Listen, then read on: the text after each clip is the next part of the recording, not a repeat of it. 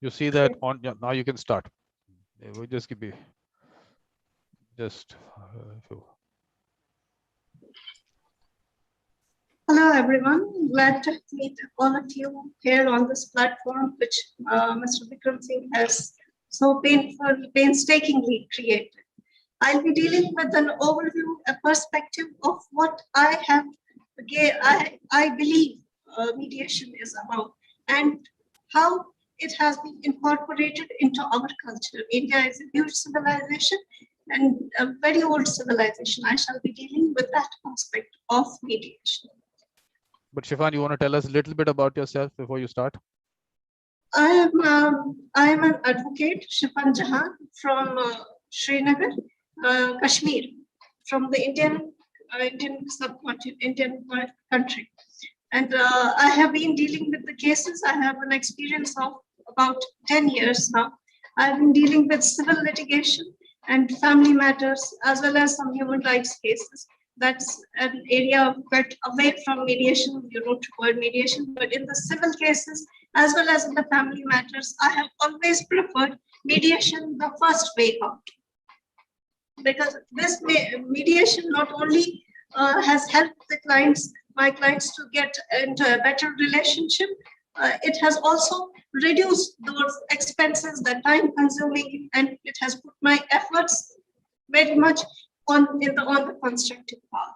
So that I should be dealing what I have understood from my experience about mediation. Human life has become more and more organized, but we have become more materialistic. Holding on to this materialistic organization, everyone is overstressed.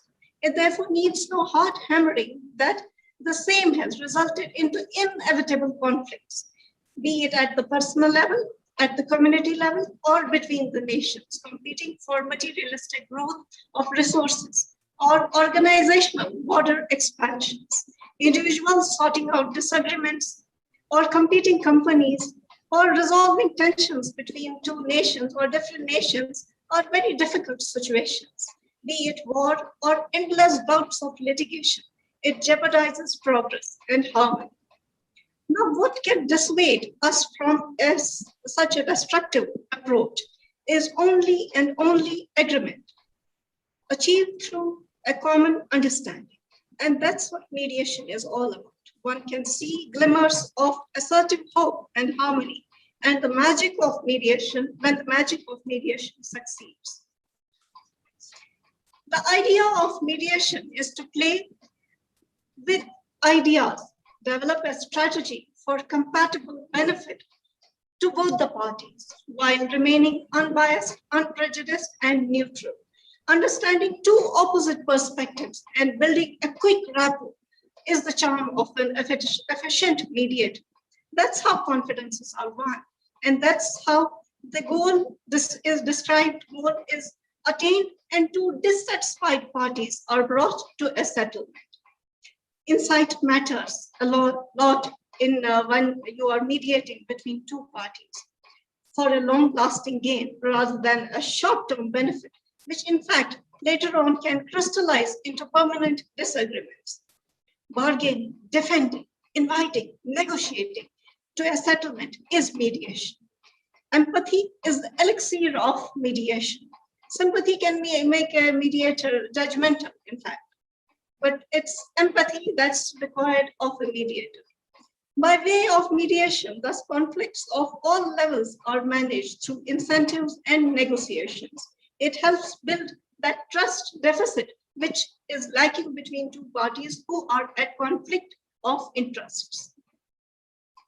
It provided, but if a mediator is a communicator, what is most required of a mediator is a communicator. In my experience as a lawyer, I have seen my seniors and myself also where I have lacked that communicative skill between two parties. I may have failed, or where my seniors have lacked better communication skills, they have succeeded.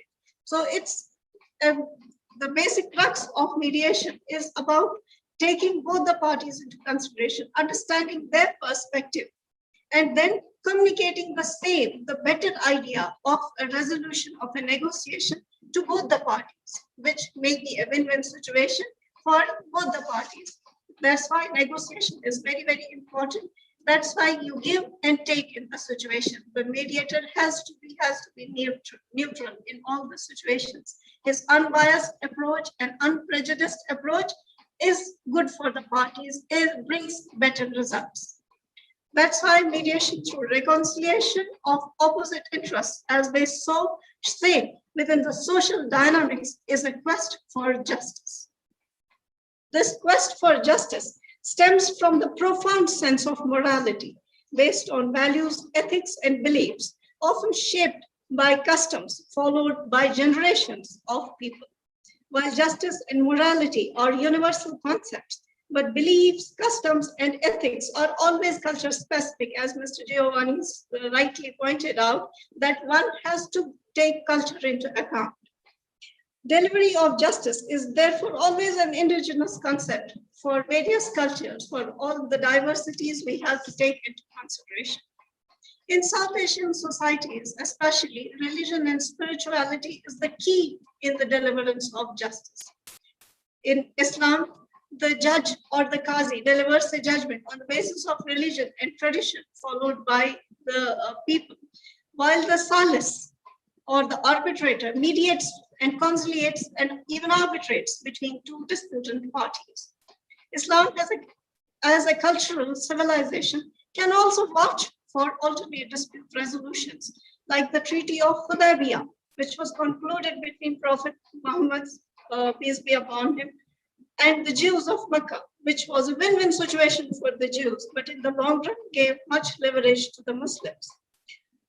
India is an ancient cultural civilization. The governance and the justice delivery system at the grassroots level has always been a field of study for the aspirants of mediation.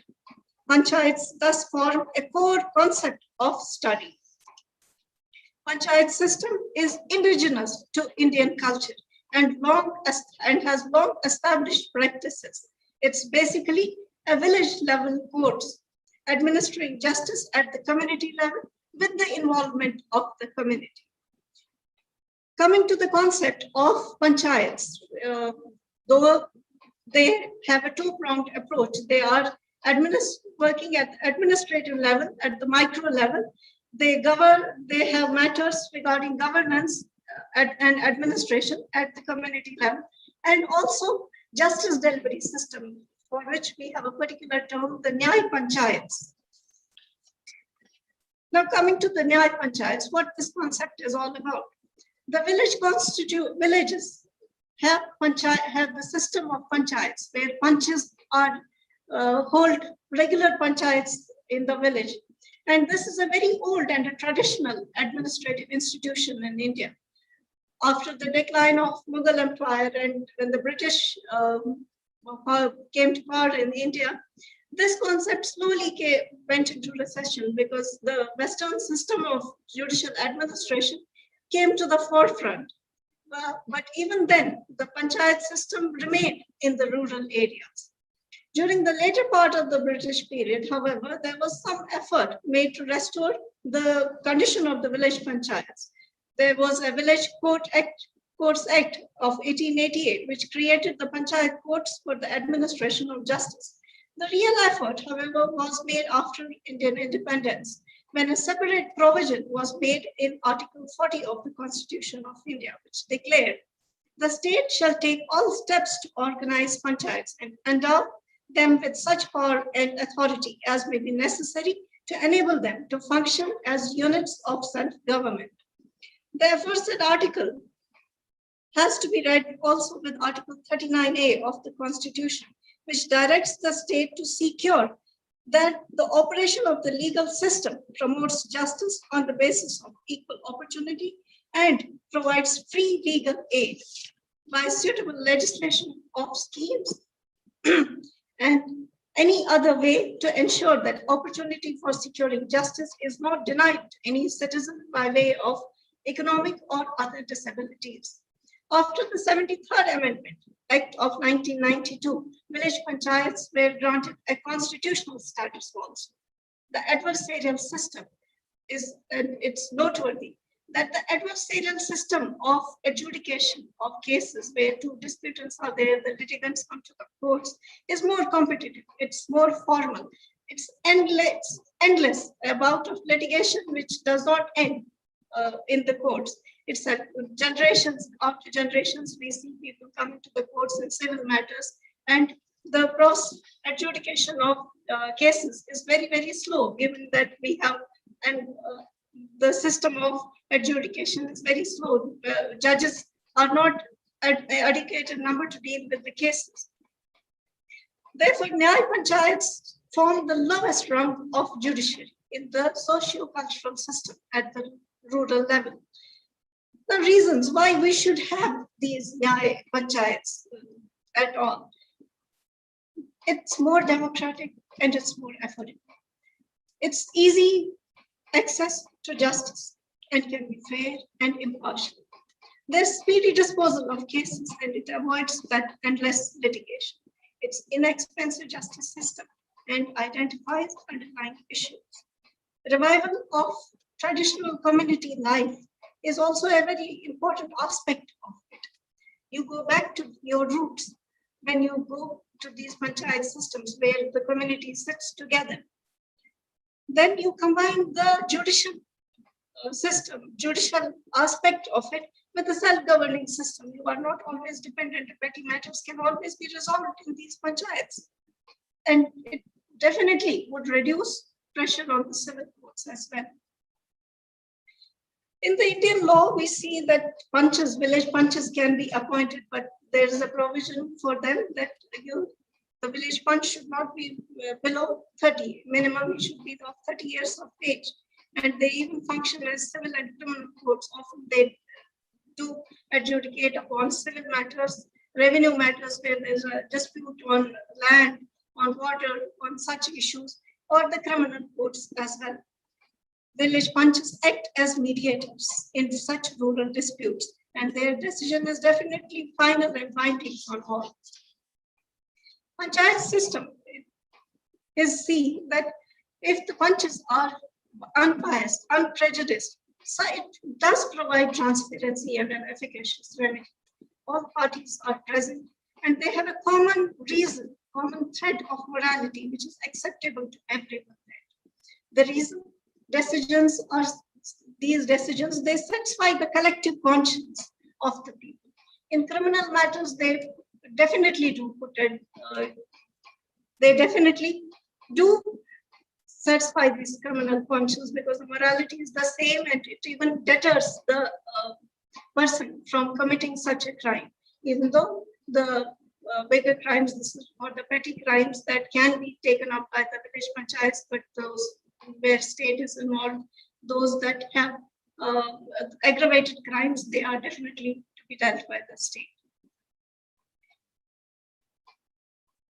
Through arbitration and mediation, disputes can be settled in these.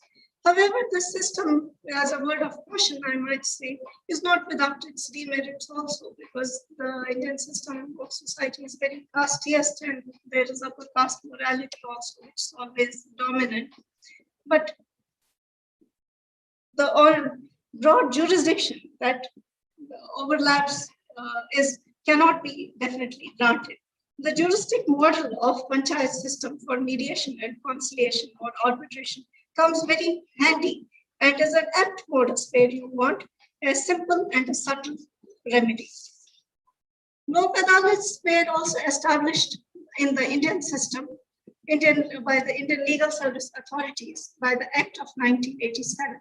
This is also an efficient alternate dispute resolution mechanism. Section 89 of CPC is a very welcome step of mediation and arbitration. Mediation is an important basis for settlement of disputes.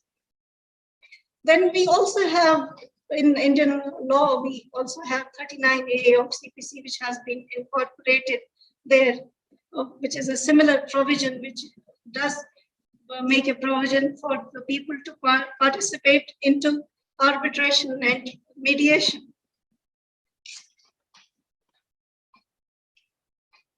Excuse me. The Arbitration and Conciliation Act of India was invoked also for commercial transactions, which have bigger transactions, the commercial transactions where the parties bind themselves by agreement.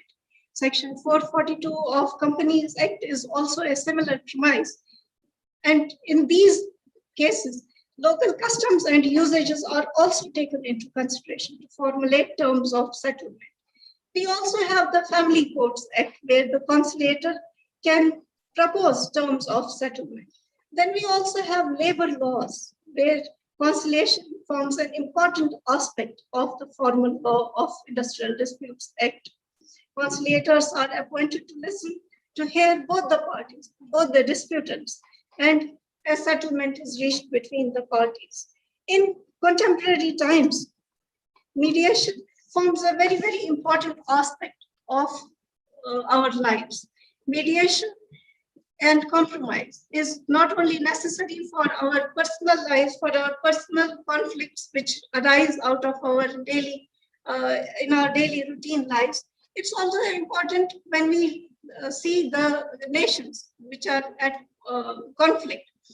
The mediation which involves the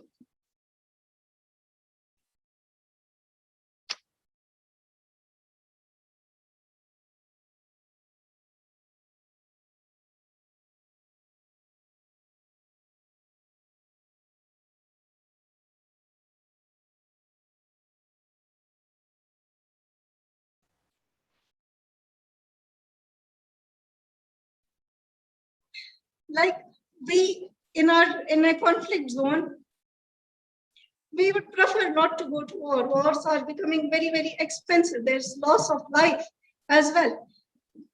An emphatic and compassionate, a compassionate approach to both to situations where parties are at dispute with each other, which would definitely be in favor of each of the parties, or all the parties.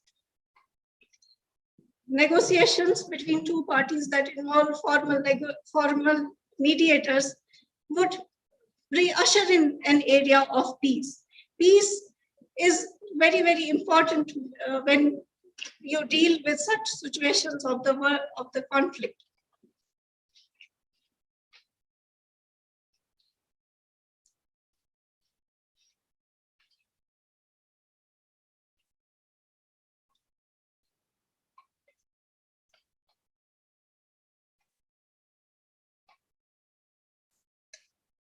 Excuse me, Vikram. I'm a little breathless. Relax, karo, relax. It's a relaxed thing where you koi aisa. A little bit of thoda sa on the Islamic concept of mediation. Please elaborate on that a little bit, because that we don't have too much information on.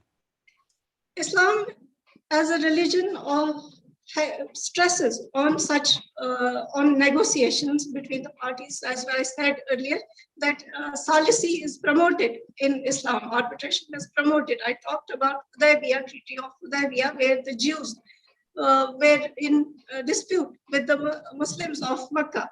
Then the Holy Prophet invited them to talks, and the compromise situation was such that all the terms that were put up before the Prophet and the Muslims of Mecca, they were all accepted in the Treaty of Hudaybiyah.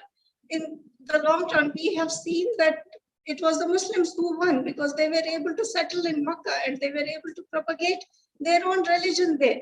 And they did not ever come into dispute with the Jews. They lived in harmony over there. Then we also have another treaty which was between Muawiyah and Imam Hassan, who is the grandson of Prophet Muhammad, the first grandson of Prophet Muhammad. We have seen there also, in that treaty also, but we see that Imam Hassan, he accepted all the terms of Muawiyah, and it resulted in long-lasting peace. He did not want to go for war. He tried that people should not, there should not be any bloodshed of the people at all. So there are ample evidences of arbitration in Islam. Even in the local, even now in modern times, arbitration is very much stressed because out of the court settlement, the qazis are appointed by both the parties, and you have both the parties going there, putting up their disputes. That same dispute is decided in accordance with the religion, in accordance with the tenets of the religion, which is acceptable to both the parties. But Shefan, we have to basically distinguish here that arbitration obviously is a totally different process. And where do we actually have examples of mediation? Because one is that, say, Prophet Muhammad, they say that did mediation. Now, actually, was it mediation, or was it that because he was in a position of authority, then those whatever he said was followed by them? So, was it more of kind of a decision rather than mediation? I mean, we're trying to distinguish between that, just trying to get the facts together. And same thing, we'll come to the same thing on the panchayat part also. We'll come to that. But Definitely. He was not just the religious head, as we have seen in the progression of religion, Islam as a religion which was accepted by the people. He was also the Amin. Amin means the trustee of the people. He was the trust holder of the people. So people would listen to him even before the advent of Islam, before he declared himself as the prophet. People would definitely listen to him. But then mediation, coming to mediation, which I described as Treaty of Hudaybiyah, it was the decision taken by the parties, the negotiations that the people had together when they came to a compromise situation and they came to a settlement, and that decision became a treaty, and that treaty was followed throughout his lifetime. And if he quotes that a particular instance as an instance of mediation, because he was the mediator in the case. He was the one who brought two warring sides together, the Muslims and the Jews, and an impartial decision on his part settled a dispute between two warring people, two warring factions, two warring cultures of Jews and the Muslims. So his decision was that of a mediator, and the process was that of a settlement. It was that of a negotiation. And that's what a mediator has to be doing, but I mediating think, between the parties for a settlement. but Shifan, when you use the word decision, his decision, then obviously it moves away from mediation because the mediator cannot and should not take a decision. So in that sense, like that's what the whole idea is, that we bring out the where those actual examples where there has been mediation.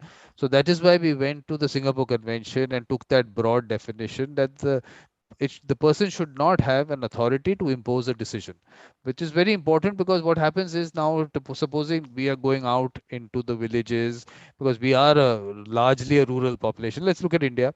So when we go down to a village and say what an Amin does, or any other name that is used, I will come to the panchayat part also. So when we use that word, does the population connect it to a process where they take the decision and they agree to the terms, or they are told by someone that this is what you have to do?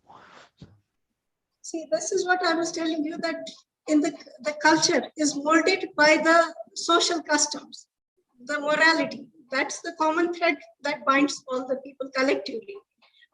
Leave apart this the Islamic culture. Let's come to the panchayat system only. The panchayat system, which is the grassroots level of adjudication of justice among the people.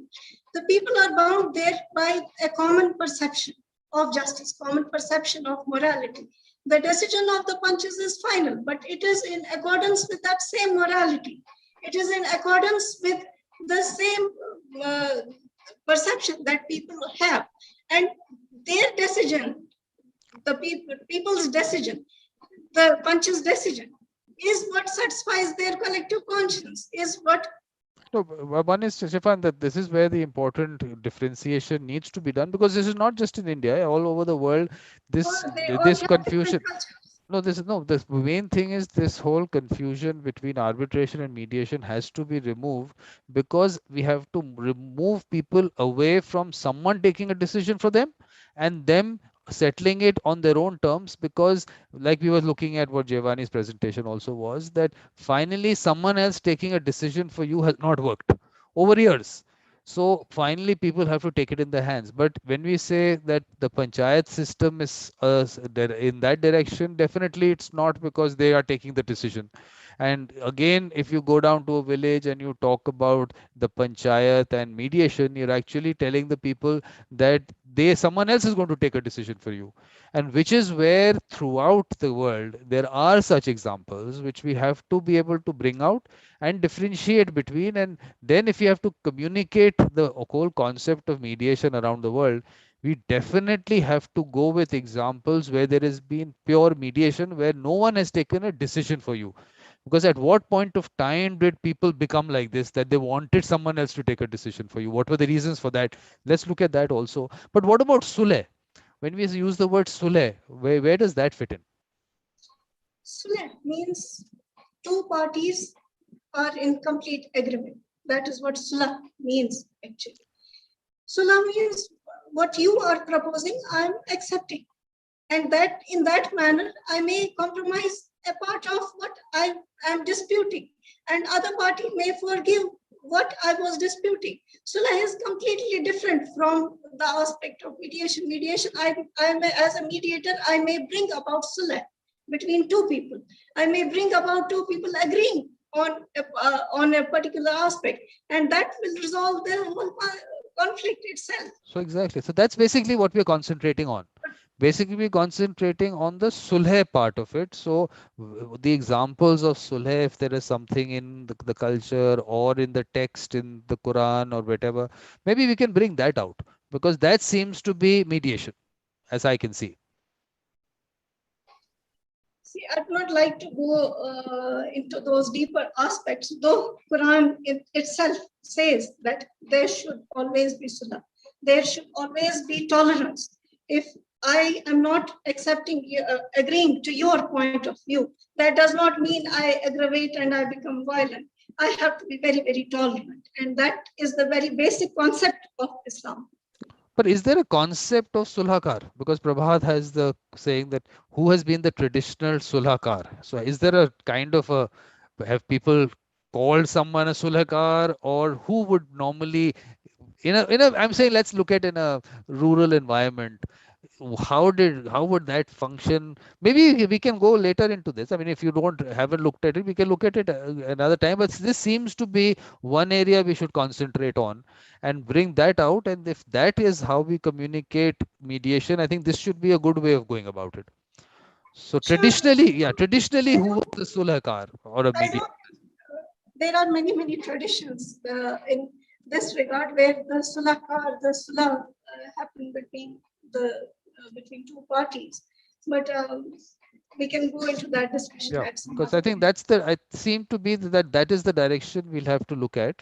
Maybe we can have when the discussion we have in the evening today or tomorrow evening, we're having a discussion on the takeaways from the last 2 weeks up till today. So let's have a discussion at that time. If we can put some material together on that, I think that seems to be a area which I think has not been explored too much when in the discussions. We can look So at that. has not been explored even by the Muslim community. Otherwise, we Yeah. would not always say they're disputing. Yeah, because I think the whole direction has gone into more the areas of arbitration. And because I think when we've been discussing this earlier also, that do people want someone to take a decision for them? Why did they become like that? If it is like this, that do they not want to take decisions themselves? Is that the situation? Is that the culture? Do we have to change that aspect of people? Or did they not have sulakars? They did not have mediators available to them? So I mean, when we're going into history and all that, let's see where the changes took place and why the changes took place. So maybe we can also study that part. I mean, we'll discuss it. I mean, it's just a discussion. We'll have it in the tomorrow evening when we do that at what, 7 o'clock India time. No, sure. Sure. Yep. Sure. Would you like to ask me anything else, Vikram? And yeah, anyone Anyone? else wants to ask, so like Shafan, anything, please put it down. We'll take it from there. Reza, you want to throw some light on Islam and Sulh? If is that a concept that you want to bring in? Yes, Reza. because I think not just in India, I mean all over the world, if there is the Islam does bring out this, so I think we should be able to discuss that. So Reza, I think, is a little busy. So anyone else has anything for Shefan? I think. But otherwise, I mean, is there anything that you feel has okay? There is a question Giovanni has on mandatory mediation in India. So Giovanni, just want to know this. So Shefan can talk about that mandatory mediation in India. In India, I think that there are people that are analyzing the Italian experience about mandatory mediation. I would like to know if you're trying to use mandatory mediation also in your country. Because I think that you have the same problem than us, the huge backlog of civil. How do you say that, Giovanni? Same, we have Just now 43, talked about 43 even on million. that. So let me tell Giovanni, he says similar problem. We have 43 million cases lying in courts. We are far, far ahead of you. Yeah, Shefan, you want to talk about mandatory mediation in India? I did tell you that we do have mandatory mediation in family courts, at least. Family courts is all about mediation. Family courts is all about settlement between the two parties. There's no adversarial system in family courts.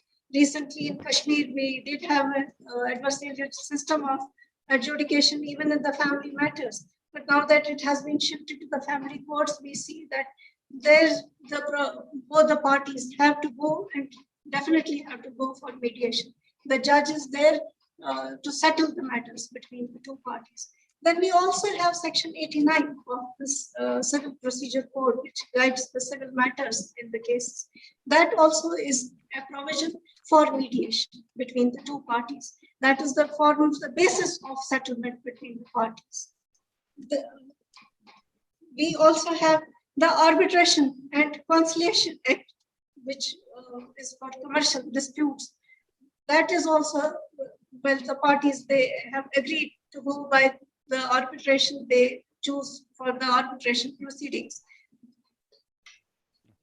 So Giovanni, yeah. In labor laws also, you have a mandatory provision that you go for conciliation first. The first step in all industrial disputes is conciliation.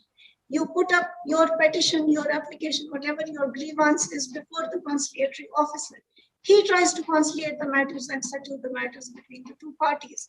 And then thereafter, if the matter does not get settled, a reference is made to the government that this matter did not get settled, kindly take it up in the Industrial Disputes Act. We also have the system of Lok Adalats. Lok Adalats, which is based on mediation itself. The very premise is Lok Adalats. Lok Adalats, the Legal Services Authority Act of 1987, makes it pertinent for the parties to go for Lok Adalats and settle the matters there instead of going for those endless bouts of litigation and consume the time of the courts and pile up the cases. Okay. So basically, let me also throw some light on that. Yeah. Should I, Shefan? Should I come in? Yes. Okay. So basically, what the situation is that one, of course, like you said, in the Civil Procedure Code, there is a provision where there is the ADR mechanisms. The choice is given by the judge as to whether the parties want to take that. So in that provision, arbitration, mediation, conciliation, and Lok Adalat, what she spoke about, those options are given. So now if the parties choose to go for arbitration, then they go out of the court system. So they go under the Arbitration and Conciliation Act and they appoint an arbitrator, and that obviously that arbitral award is a court decree, as good as a court decree. So they are out of the court system. Then they are given the option of conciliation, again under the Arbitration and Conciliation Act. They can go there. For that moment, they go out of the court system. If they settle, they have a settlement agreement. A settlement agreement under Arbitration and Conciliation Act is as good as a court decree. It's as good as a consent arbitral award, which is as good as a court decree. So they don't have to come back to court. If they are not able to reach a settlement, then they can come back to court and then they can go through the process. Then the concept of mediation, that is in the court system. There is these court annex mediation centers Incorporated into the court. Yeah, so they can go there and they can there are issues there. We can obviously discuss those later. And then what we have is a Commercial Courts Act. Under that, every commercial matter, there is something called what we call pre-institution mediation. So the notice has to be sent to the other side that please come for mediation. The other side can reject it if they want. There is no compulsion to, at least like you have in Italy, to sit for one session. There is no compulsion there. So That there would is, be yeah, Section 442 of Companies Act that also incorporates the provision of mediation and conciliation. yeah, That also provides a mediation panel. An expert panel has to be created so yeah, as to listen to all the parties and decide yeah. the Yeah. pendency of the Yeah, matters. because basically what he wants to know is about the mandatory part. So under the Companies Act, it's not mandatory. It is either the parties or there is a choice to the tribunal. They can send it there. They can do that. So there is a, it's still a can do it. But under the Arbitration and Conciliation Act, any matter can be taken. You can go for any matter under for conciliation. It's not just commercial, any matter, because it doesn't give any kind of provision that you need to go only for commercial matters. The good part about the provisions under conciliation in our country are that, first of all, anyone can be a conciliator. So this whole party self-determination is totally taken care of. Then all the provisions that you need, which is confidentiality, without prejudice, all those are protected under the act. Very few, I mean, I don't know which countries have it. It is something the world is still struggling with. We've had this in 1996. So we had the best provisions, the best law that any country could have. So if you want to go, you want a contract at the end of a mediation, then you can obviously do it in any way. You don't have to come under the act, you get a contract. If you want a court decree, you come for conciliation under the act, and you will, of course, whatever processes have to be followed, whatever is written there, you need to go through that. The standards for mediators, the conciliators are there. Like I said, confidentiality, without prejudice are protected. What all should the conciliator be looking at while assisting the parties? And the conciliator may suggest whatever solutions that they could get into, but finally it's the parties who will decide. So we have a very good framework that way. So yeah, Shefan. Yeah, Shefan, anything else you would want to add? I would only suggest that mediation should be the first resort and litigation should be the last resort of the people. I even suggest this to my clients also, that you should prefer mediation over litigation. And But what has been your experience, Shefan? If people who don't want to go in for mediation, or they want to go for it and they don't they have do, mediators, or they do what is? definitely, they do want to go for mediation only because we know how long it takes in the courts. And I have seen in the family matters, what happens is that two people who are at loggerheads with each other already, when they come to the courts and have an adversarial system, the lawyer gets fuel to the fire because ultimately he has to win his case. But in mediation, we know the parties should should settle the matters between them, and there is no question of lawyer adding fuel to the fire or bringing up those legal technicalities. So in a way, people do prefer those smaller bouts of litigation and getting into a settlement where you can have both the parties and they are there together. They will sit there together, put forth all their conditions, and then come to terms with them. In family matters, I prefer mediation. Whereas in civil litigation, you do have those lengthy litigations. The process is very endless, it's very long. Even though in those cases, I prefer to go for mediation. The first round of litigation is sending it to the pre-litigation center in Lok Adalats, where the judge sits there. He listens to both the parties and tries to bring about a settlement between both the parties. Then we have commercial disputes where arbitration is definitely, as you said, as you mentioned, that it's a part of their, if they are at dispute, they can always opt for arbitration.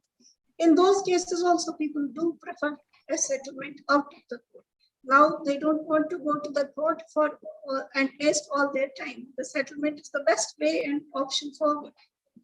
But the important thing is there a culture of mediation which is developing? Is one is in the court system, whatever's happening in the court system, but there are obviously 18 million cases which come into courts every year. So are we being able to reach there where people, the culture of mediation develops there, they don't even come to courts because courts have not served their purpose? So is there something happening on that end? We do need to work very hard. If we leave mediation, conciliation, or even arbitration to laymen, there is definitely there are chances of miscarriage of justice. So to make mediation a culture, it's already a part of, ingrained into our culture. There's no question of it, that it's not ingrained. Whichever civilization you talk about, whichever culture you talk about, it's always there, ingrained into the system. What we need to do is work very hard and make people aware of this concept of arbitration and conciliation and mediation, and make them understand that their disputes can very well be settled. But you know, a law-knowing person, an unprejudiced person is an asset for such mediation, for such awareness, But and in for terms of dispute settlements. But what about the lawyers? I mean, when you are your friends and every colleague, I mean, whoever in the courts, what is their attitude towards the fact that whether mediation should be used or not used? How are they looking at it? If I tell you very frankly that the lawyers would, in fact, prefer those endless litigation. Could be, they would definitely prefer those litigations because you have your money at stake. If you go for conciliation, that's what you will lose there. So making a lawyer a mediator is what I would prefer to do. I would take my fee and tell them, okay, settle the matters. I have got other things to do. I will concentrate on other cases. So we really need to hammer it hard on them. Then that you go for mediation rather than endless litigation. Well, I've been thinking that maybe we should go a little deeper into this because, according to me, the legal profession was exactly what you just said. That if someone comes to you, you are supposed to help them resolve the disputes instead of getting them into litigation. But where did we go wrong? I mean, always keep saying, let's not blame the lawyers. As a social structure, as the way as a society developed, is that the reason that we became materialistic? So the lawyer definitely also is also part of that society. So is that the reason that they went in that direction? Because it was supposed to be a noble profession, as we are told. That's why maybe did we get into it because it was a noble profession or not? I don't know. But it is supposed to be a noble profession. It is a noble profession, but provided you do all your advocacy in a very, very noble manner without those materialistic considerations. If you have those materialistic considerations, then you are all for money and not for settlement. You will always be in favor of the adversarial system of the parties, and that is not going to take the parties at least anywhere. You may win by law, but socially, if we take the society into consideration, we will definitely fragment the social fabric. Yeah, because I'm just saying that how do we remove a lawyer and say that you are removed from society and you should think differently? Same thing with doctors. I mean, that's also become a profession where definitely, yes, exactly. So it's not just lawyers. I mean, I think everywhere you look, the fact is, are we going to develop the culture of mediation, or do we have to look at what the way as a society that we are developing? And in that sense, maybe changes have to come from there. We have to also be able to look at that part also, I think. I think as a society, we are developed enough, we are educated enough, we do have an open mind, a vision, which would show us that what the best way out is. But what we do need to do is to sensitize lawyers. Yeah, no, as a society also, because I was saying that when we are talking about that the collaborative approach to dispute resolution has become the adversarial approach to dispute resolution. So go back in time. Do we have to go back in time and say what point did that happen? When did we change? I think that aspect also, I think we need to look at that what changes happened in society. So maybe we can. Yeah, so because we'll have to undo those things, because it's not going to be as simple as saying, okay, let's become collaborative now. There is much more to it to be able to get there. And what Giovanni also, his presentation also, there's been an adversarial approach also which has been there. So I think we need to also do that. But Shefan, if you don't mind, there was one question I missed out with for Giovanni that Raza had put. If you don't mind, can I take that? Yeah, sure. Giovanni, are you okay with answer? There was one question that Reza had put in the chat, which I did not take up. So basically says, Emperor Justinian is known as a primary person to make the foundation of civil law. How did he see mediation in his time? And how the Roman Empire helped the evolution of mediation in 500 years? Yes, Giovanni, you saw that question? Sorry, I thought that you were speaking with No. Shefan. This question was for you. Yeah, Reza put that. And the connection with the civil law. Sorry. Okay, we'll go again. Emperor Justinian is known as a primary person to make the foundation of civil law. How did he see mediation in his time? And how the Roman Empire helped the evolution of mediation in 500 years? The foundation. I underline that mediation was also in our culture, in our tradition, but I didn't say that it is the foundation, and is the preeminence in the civil law. It's one of the way of solving conflicts. No, Giovanni, that's not the question. That's not the question. He's talking about Emperor Justinian. Is there an Emperor Justinian, or is that the name? Emperor Justinian. He's saying that he's the primary person to make the foundation of civil law. So basically, he was, in a way, looked at that. So how did he look at mediation in his time? That's one part. Then the other is, how did the Roman Empire help in the evolution of mediation in 500 years? So these two aspects is what we are looking at. Justinian just wrote the code of all the Roman laws, and it's just the foundation of the civil law during the history. I've never read all the codes written by Justinian. I know that there were just some few references. So mediation was not so important, so relevant.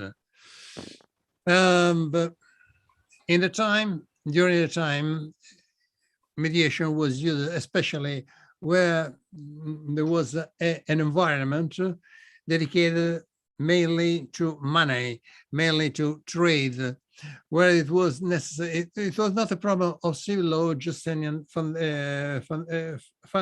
fundamental law, but it was at the time just a problem how to save time and how to save money. It's something that came out not from juridical problem, but from necessity, just necessity of trading. I don't know, I can explain myself. Solve problems is to save money. In the Republic of Venice, where they were very trade-oriented, they used negotiation. They have laws, of course, but they need to solve trade problems. And so if there is a huge tradition in Italy and also in Western countries based on the Justinian law, I think that mediation is something that come out from not from laws, but from attitudes of people and from the necessity of how to solve problems inside, outside the law. I don't know if I can. I'm not lawyer, first of all. Good. Is that good or bad? I've been a banker, and I learned that many times, yeah, there are law, you have to respect them, but very important is to cope with the problem and to solve it before using the law. Can I explain? Did I explain myself? That's okay. But I think what his question is more about, at that point of time, if in a way, let's look at it that it was mediation even considered, or it was specifically not considered for some reason as part of the law. I mean, maybe these are not to answer it, Giovanni. It's just these are just thoughts that we need to maybe look at as we go along. That what when the development of law happened, where did mediation get left out? What happened there? The other thing on the Roman Empire, let's look at that. What was their look at mediation? Anything on that you want to add?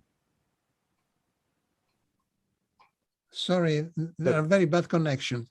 The Roman Empire, Sorry. did they? Very bad connection. I didn't catch many words. Okay. In terms of the write it on the yeah, chat. I'll do that. Let me put it there so that at least you can, if you want to answer that, you can answer that there.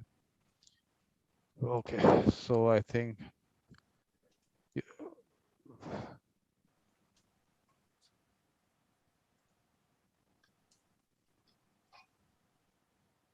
yeah.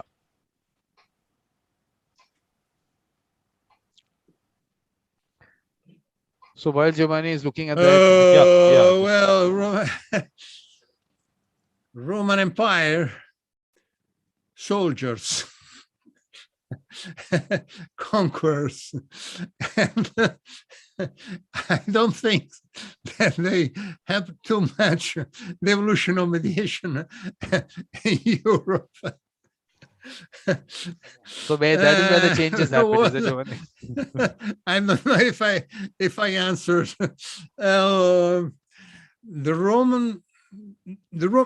well, in Britain, the Roman Empire was also in Britain. One of the British people living there told that they say that they bring Roman peace. First of all, they create desert. Therefore, they call it peace. I don't think that the Roman Empire had the evolution of mediation. They respect other people, their religion, their customs, if they pay taxes, if they was respectful to the authority of the emperor. Then mediation, they just left to the local authorities to solve the local problems. If you see at the Jesus Christ history, when the Jewish priests asked the Roman authority to judge Christ, Jesus Christ, the Roman authority answered, "It's your problem." I don't know if I explain myself. That's okay. Roman Empire was a real empire, and it was just that was expected. The authority and taxes be paid. That's all. But I think, Giovanni, but basically, I think what we have to, why we're going into history is only because that when did the changes start in society? At what point these empires, because they wanted the authority that a certain way, did they put it across in a manner where the settlement of disputes between people were not encouraged, did not go in that direction? So we look at it. There's no such thing that you have to answer it right now. We can always take it up at the end of a session. We can do that later. So we'll come back to you. We'll take it up. I think Shefan wants to get into your concluding thing, Shefan. One is, of course, the Sule part we will have to discuss tomorrow. Tomorrow evening, we'll discuss that part. Sure. So anything else that you want to conclude on? The concluding note that I would like to make is that mediation is ages old in India.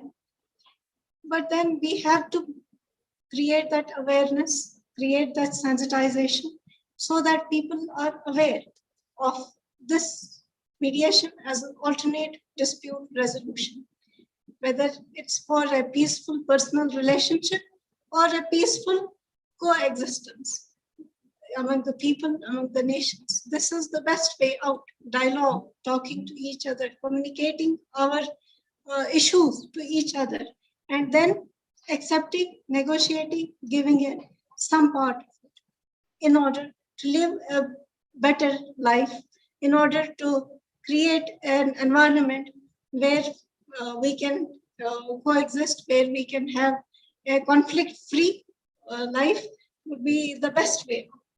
That's the note on which I would like to conclude. Perfect. Now, in that concluding thing, Elisaveta wants to thank you people, you and Giovanni. So, Elisaveta, you want to thank them personally? You want to say it yourself, or should I? Yeah. Okay, Vikram, thank you.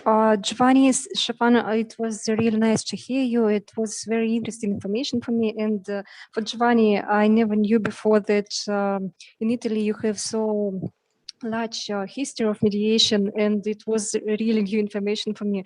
And also for Shefan, it was very nice for me to hear about India. Thank you, Elsa. Thank you very Thank much. you. Thanks for your appreciation. Yes.